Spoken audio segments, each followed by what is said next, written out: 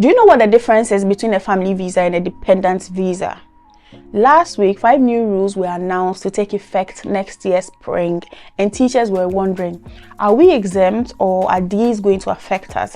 So yesterday, I organized a YouTube live event and some of you were able to attend. Kudos to everybody that attended. And the plan was to upload the video from our discussion onto my YouTube channel so that those of you that couldn't join would have the opportunity to watch it. But it was 1 hour long and it's still uploading.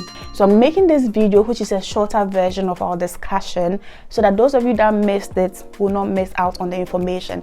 Let's get into it.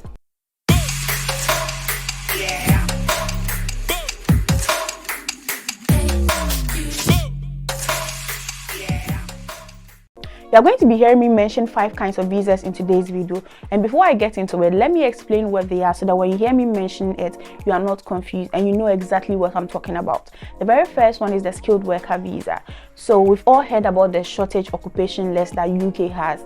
So if you are qualified, you've had the training, you meet all the requirements on any of the occupations on that list, they will give you a skilled worker visa to come to the UK to work, and you can stay for more than 6 months. Okay, that's your skilled worker visa. Number 2 is your dependence or dependency visa, okay, however you want to call it. So if you, the applicant, you qualify for a skilled worker visa, but you have family, you have a husband, you have a wife, you have children, and you want them to move to the UK with you, then they also meet those requirements. They are given a dependency visa to come to UK with you as dependents. That's number 2. Number 3 is a family visa. So with family visa, it's just like dependence visa, but it's different because with that one, the person living in the UK must have permanent residency or must be a British citizen. You understand? Unlike with the skilled worker, it's temporal work permits for you to live in the UK to stay and work. But with the family visa, you that is going to the UK, your family in the UK must be a British citizen or have indefinite leave to remain in the UK. So that's the difference between a dependency visa and a family visa. Number 4 is a graduate visa. So when you come to UK on a student visa, after you complete your course, okay, there is a 2-year period from when you complete your course to when you start working that you don't need any sponsorship for, that you can get a job to work. Okay, sometimes it's 2 years, sometimes it's 3 years. If it's an undergraduate course, it's 2 years, but if it's PhD and doctoral course, it could be 3 years. So within that 2 to 3 years, you are living in the UK for free. You don't need any sponsorship, and then you are at liberty to find a job to start working, but you need that graduate visa to stay in the UK.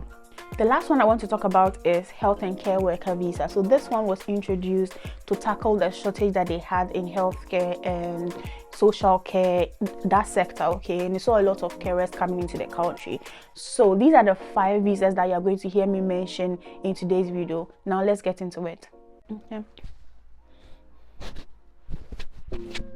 A quick disclaimer before we move on. I am not an immigration lawyer, I'm a YouTuber and I'm a nurse. So all of this information I'm giving you is my personal research and experience. So please don't ask me immigration lawyer questions. I may not be able to answer you. Thank you.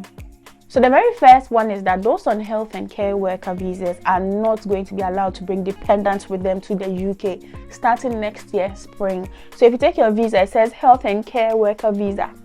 You are not allowed to bring your dependent, and these go for senior carers, social workers.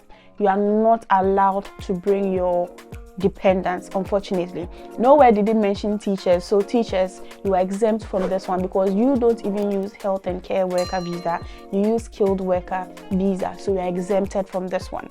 Number 2 is that they are going to increase the minimum baseline salary that you must be earning before you are considered for the skilled worker visa. So currently it's 26,200, but they are going to increase it to 38,700 per annum, which means that is how much you should be earning in the whole year to be considered for that skilled worker visa.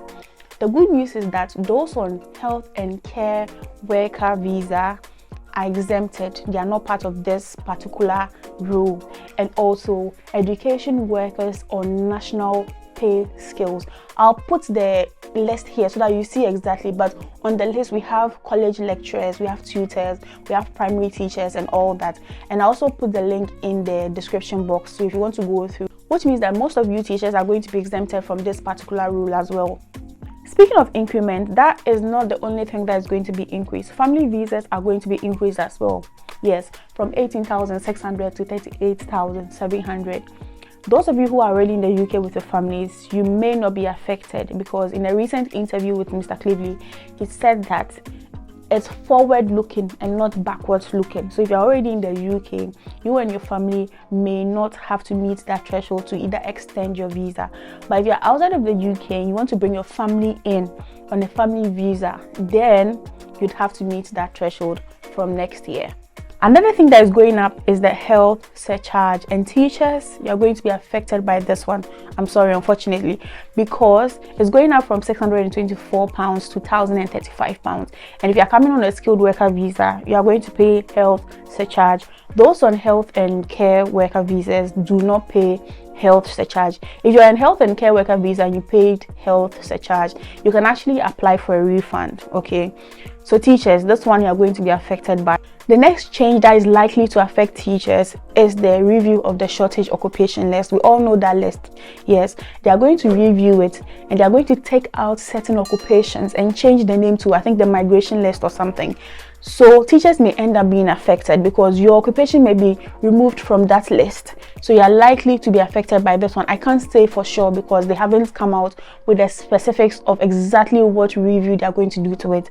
So it's likely that teachers may be removed, nurses may be removed. It's likely that that list may be scrapped off totally.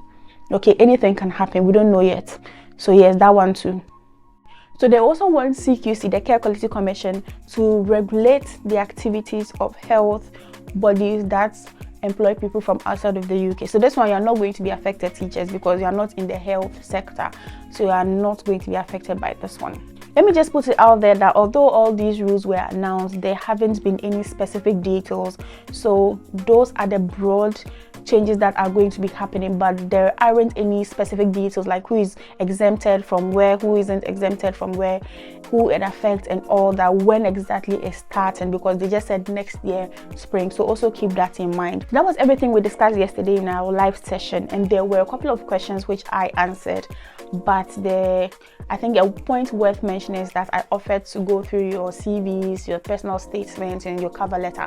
If you want a fresh pair of eyes to go through your personal statements or your cover letter or your CV to make sure that it actually meets the requirements that they are looking for with your jobs, then please subscribe below, join my Telegram page, and send it to me on Telegram. Okay, I'll have a quick look through, and if there are any mistakes that I feel I can help you with, and then I can help you correct them. Okay, because now if you get any opportunity, you have to take it.